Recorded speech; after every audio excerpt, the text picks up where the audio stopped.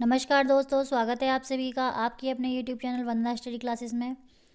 Friends, सभी जानते हैं सीटेट एग्ज़ाम के लिए बहुत कम टाइम रह गया है, बहुत जल्दी स्टार्ट होने वाला है सीटेट एग्ज़ाम्स।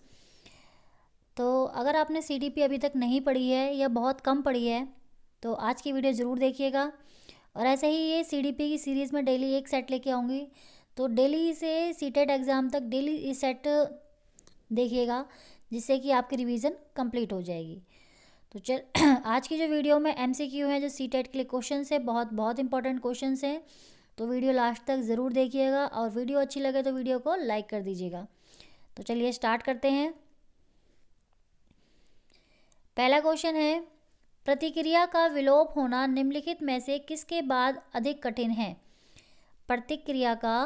किसी प्रतिक्रिया का विलोप होना निम्नलिखित में से किसके बाद अधिक कठिन है। आंशिक पुनर्बलन, निरंतर पुनर्बलन, मौखिक भर्त्सना या दंड। तो फ्रेंड्स, किसी प्रतिक्रिया का विलोप होना मतलब किसके बाद जो है प्रतिक्रिया, आपके जो काम करने की क्रिया है उसका विलोप होना कठिन है, तो ये हो जाएगा आंशिक पुनर्बलन। ध्यान रखिएगा, कभी भी अगर आपसे क्वेश्चन पूछा जाए कि हमें मतलब किसी बच्चे को किस पुनर्बलन किस रूप में देना चाहिए, आंशिक रूप में देना चाहिए, निरंतर रूप में देना चाहिए, तो ध्यान रखिए आंशिक रूप में ही पुनर्बलन देना चाहिए हमेशा, और वो ही सबसे इम्पॉर्टेंट होता है। अगला प्रश्न है, सिद्धांत के रूप में रचनावाद। सिद्धांत के रूप में रचनावाद क्या है। सूचनाओं को याद करने और पुनः स्मरण द्वारा जांच करने पर बल देता है। दुनिया के बारे में अपना दृष्टिकोण निर्मित करने में शिक्षार्थी की भूमिका पर बल देता है। सी है, अनुकरण की भूमिका पर केंद्रित है। या डी है, शिक्षक की प्रभुत्वशाली भूमिका पर बल देता है। तो रचनावाद यानी क्रिएटिविटी के बारे में पूछा गया है कि क्या है, सिद्धांत के रूप में किस तरह काम करती है क्रिएटिविटी, रचनावाद। तो फ्रेंड्स, ये काम करती है कि दुनिया के बारे में अपना दृष्टिकोण निर्मित करने में शिक्षार्थी की भूमिका पर बल देता है। मतलब दुनिया के बारे में, बाहरी समाज के बारे में एक बच्चे का अपना दृष्टिकोण निर्मित करने पर क्रिएटिविटी, रचनावाद उसकी हेल्प करता है। अगला प्रश्न है, अध्यापन एक। अध्यापन क्या है। एक ध्रुवीय प्रक्रिया है, द्विध्रुवीय प्रक्रिया है, त्रिध्रुवीय प्रक्रिया है या बहुध्रुवीय प्रक्रिया है। तो अध्यापन क्या है, तो ये ध्यान रखिएगा, त्रिध्रुवीय प्रक्रिया है। इसे त्रिध्रुवीय या त्रिस्तरीय बोला, स्तर पूछा जाए तो त्रिस्तरीय प्रक्रिया है। किस तरह से, ध्यान रखिएगा, सबसे पहले होता है अध्यापक, उसके बीच में होती है पाठचर्या और फिर तीसरा होता है शिक्षार्थी या विद्यार्थी। तो इस तरह से शिक्षा के 3 बिंदु हैं ये, अध्यापक, विद्यार्थी और पाठचर्या। अगला प्रश्न है, अधिगम का मुख्य उद्देश्य क्या होता है। अधिगम जो हम करवाते हैं किसी बच्चे को, लर्निंग करता है जब बच्चा, उसका मुख्य पर्पस क्या है, मुख्य उद्देश्य क्या है।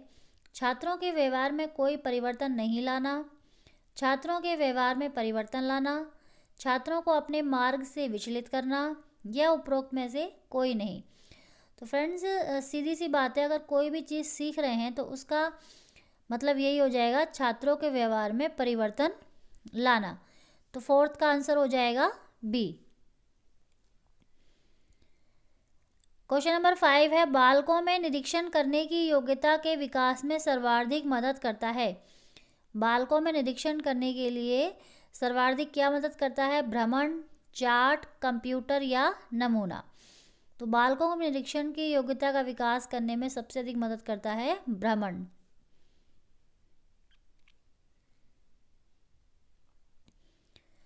अगला प्रश्न है, यदि कोई शिक्षिका चाहे कि उसके विद्यार्थी समस्या समाधान कौशल प्राप्त कर लें, तो विद्यार्थियों को ऐसे क्रियाकलापों में लगाना चाहिए जिनसे हो मतलब अगर विद्यार्थी, कोई शिक्षिका, कोई टीचर चाहती है कि उसके विद्यार्थी समस्या समाधान करना शुरू कर दें, अपने आप ही समस्या का समाधान करने लग जाएं, तो उसे किस तरह के क्रियाकलापों में बच्चों को बिजी रखना चाहिए, करवाने चाहिए बच्चों से।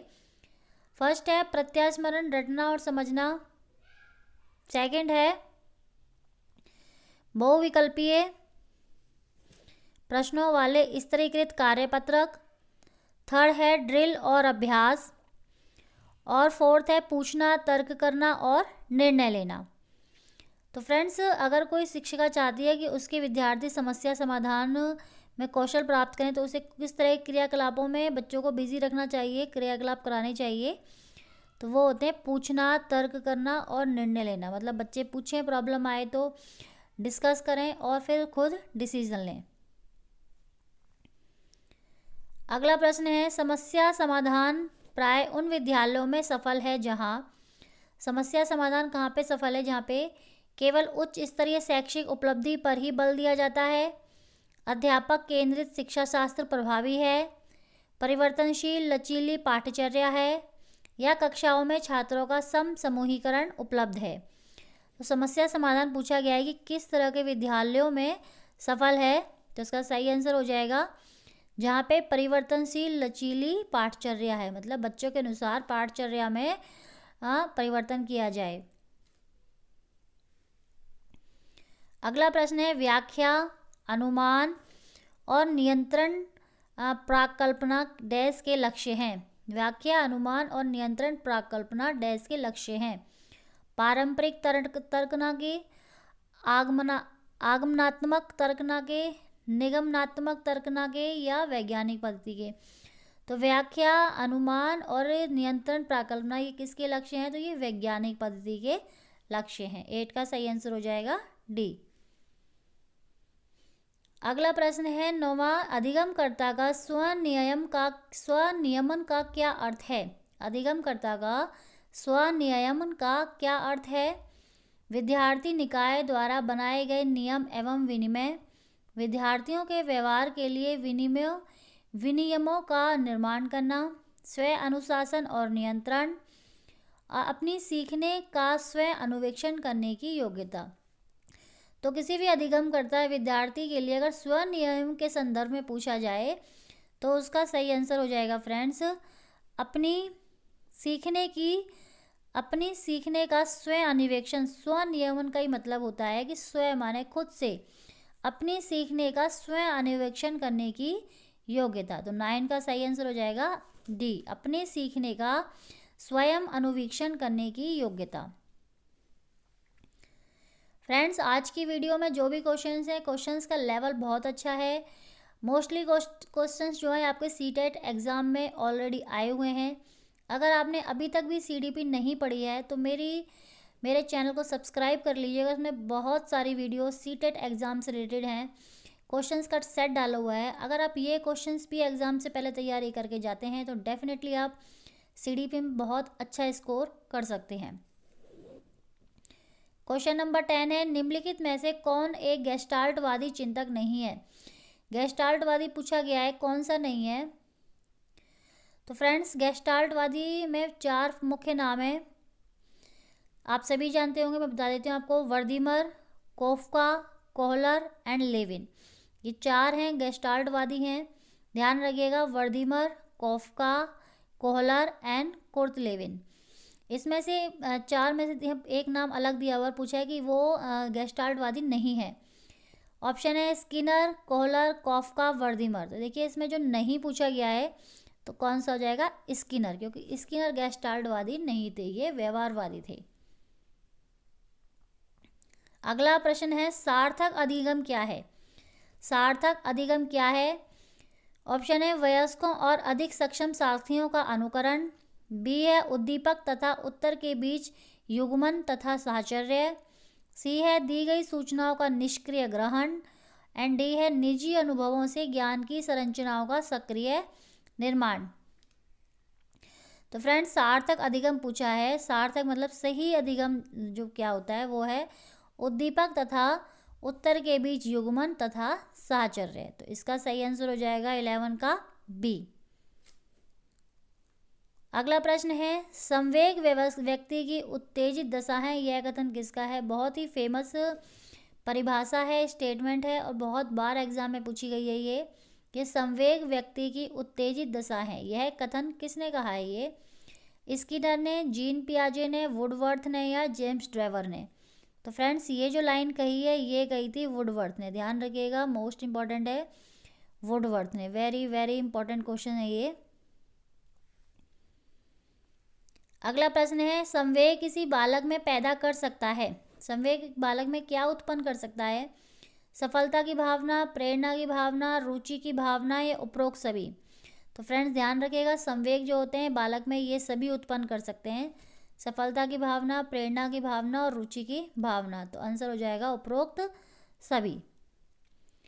40 नंबर का क्वेश्चन है, सीखने की प्रक्रिया में अभिप्रेरणा। सीखने की प्रक्रिया में अभिप्रेरणा शिक्षार्थियों की स्मरण शक्ति को पैना बनाती है, शिक्षार्थियों को एक दिशा में सोचने के योग्य बनाती है, पिछले सीखे हुए को नए अधिगम से अलग करती है, या शिक्षार्थियों में सीखने के प्रति रुचि का विकास करती है। तो फ्रेंड्स ध्यान रखिएगा, लर्निंग में, अधिगम में प्रेरणा हमेशा जो है क्या काम करती है? शिक्षार्थियों में सीखने के प्रति रुचि का विकास करती है। तो आंसर हो जाएगा डी। अगला प्रश्न है 15 नंबर का, निम्न में से कौन सी शब्दावली प्राय अभिप्रेरणा के साथ अंतः बदलाव के साथ इस्तेमाल की जाती है? निम्न में से कौन सी शब्दावली प्राय अभिप्रेरणा के साथ और अंतः बदलाव के लिए यूज की जाती है? पुरस्कार, संवेग, आवश्यकता या उत्प्रेरणा। तो 15 का सही आंसर हो जाएगा आवश्यकता। ध्यान रखिएगा, आवश्यकता। अगला क्वेश्चन है, अभिप्रेरणा क्या है? अभिप्रेरणा यानी मोटिवेशन क्या है? किसी कार्य को करने की इच्छा शक्ति, किसी कार्य को नहीं करने की इच्छा शक्ति। अभिप्रेरणा सामान्यतः बालकों में निराशा का भाव उत्पन्न करती है या उपरोक्त में से कोई नहीं। तो सभी जानते हैं अभिप्रेरणा होती है किसी कार्य को करने की इच्छा शक्ति। अगर मतलब हम अंदर से अभिप्रेरित हैं तो किसी कार्य को कर, चाहे कोई कार्य कितना भी मुश्किल क्यों ना हो, हमें उसे करने का मन ज़रूर करता है। अगला प्रश्न है 70 नंबर का, राष्ट्रीय पाठचर्या की रूपरेखा 2005 का उद्धरण निम्न में से किससे हुआ है? राष्ट्रीय पाठचर्या रूपरेखा NCF 2005 का पूछा गया है कि इसका उद्धरण किससे हुआ है? सभ्यता और प्रगति, गीतांजलि, गोदान या विज्ञान एवं तकनीक। तो फ्रेंड्स सही आंसर हो जाएगा सभ्यता और तकनीक। अगला प्रश्न है, बाल केंद्रित शिक्षा शास्त्र का अर्थ है? बाल केंद्रित शिक्षा शास्त्र का अर्थ है बच्चों के अनुभवों और उसकी आवाज़ को प्रमुखता देना, शिक्षक द्वारा बच्चों को आदेश देना कि क्या किया जाना चाहिए, निर्धारित सूचना का अनुसरण करने में बच्चों को सक्षम बनाना और कक्षा में सारी बातें सीखने के लिए शिक्षक का आगे आगे होना। तो फ्रेंड्स जहाँ भी बाल केंद्रित का शब्द आए, बाल केंद्रित शिक्षा या बाल केंद्रित शिक्षा शास्त्र, तो इसका अर्थ यही होगा कि बच्चों को अनुभव, बच्चों मतलब उनके अनुभवों को, बच्चों की आवाज़ को प्रमुखता देना। तो सही आंसर हो जाएगा ए।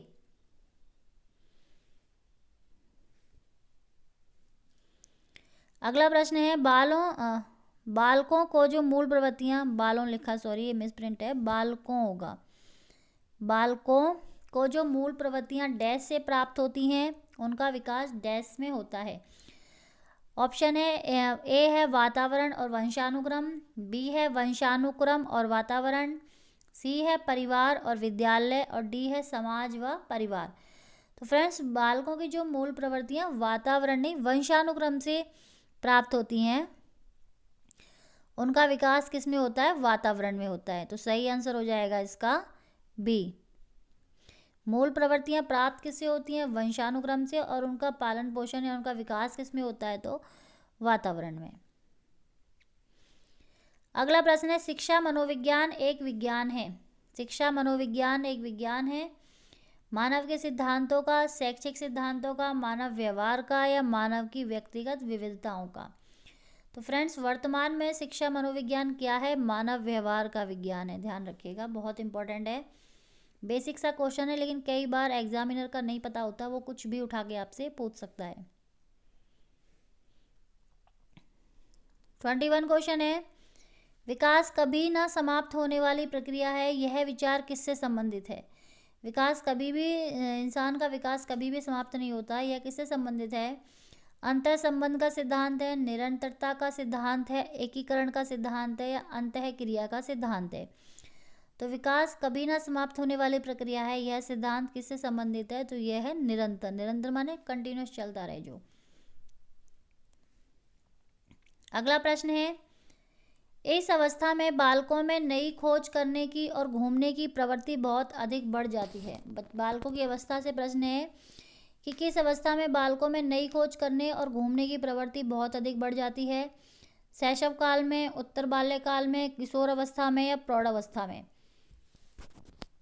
तो बालकों में नई खोज करने की और घूमने की प्रवृत्ति जो बढ़ती है वो बढ़ती है उत्तर बाल्यकाल में। अगला प्रश्न है, मानव विकास की किस अवस्था में बच्चों को सीखने की गति सर्वाधिक होती है। बच्चों की मानव विकास की किस अवस्था में बच्चों की सीखने की गति सबसे अधिक तेज होती है। बाल्यावस्था, शैशव अवस्था, प्रौढ़ावस्था या किशोर अवस्था। तो फ्रेंड्स, बालक की सबसे जो सर्वाधिक गति तेज होती है अधिगम की, वो होती है शैशव अवस्था। ध्यान रखिएगा, मोस्ट इंपॉर्टेंट क्वेश्चन है ये। आज की वीडियो में जितने भी कोर्स क्वेश्चन हैं बहुत बहुत इंपॉर्टेंट क्वेश्चन हैं, तो वीडियो को प्लीज़ लास्ट तक देखिएगा। अगर वीडियो अच्छी लगे, आपको पसंद आए, आपके लिए यूज़फुल हो, तो वीडियो को लाइक कर दीजिएगा और चैनल को सब्सक्राइब कर लीजिएगा। वंदना स्टडी क्लासेस के नाम से चैनल है, और प्लीज़ अपने दोस्तों को भी शेयर कीजिएगा। अगला प्रश्न है, अवधारणाओं का विकास मुख्य रूप से डैश का हिस्सा है। अवधारणाएं जो विचार हमारे उसमें विकसित होते हैं वो किसका हिस्सा है। बौद्धिक विकास का, शारीरिक विकास का, सामाजिक विकास का या संवेगात्मक विकास का। तो धारणाओं का विकास जो होता है वो होता है बौद्धिक विकास में। तो आंसर हो जाएगा ए। नेक्स्ट क्वेश्चन है, मध्य बचपन अवधि है। मध्य बचपन की अवधि है 2 से 6 वर्ष, 6 से 11 वर्ष, 10 वर्ष के बाद या जन्म से 2 बार। तो मध्य बचपन का मतलब हो गया 6 से 11 वर्ष की अवधि होती है मध्य बचपन की अवधि, यानी बाल्यकाल की अवस्था। फ्रेंड्स, ये थे आज की वीडियो में सीडीपी के मोस्ट इंपॉर्टेंट क्वेश्चंस। वीडियो को प्लीज़ लास्ट तक देखिएगा। अगर वीडियो अच्छे लगे तो प्लीज़ चैनल को सब्सक्राइब कर लीजिएगा। वंदना स्टडी क्लासेस के नाम से चैनल है, और अपने दोस्तों को भी चैनल के बारे में वीडियो का लिंक शेयर कीजिएगा। आज की वीडियो में इतना ही। Thank you. जय हिंद, जय भारत।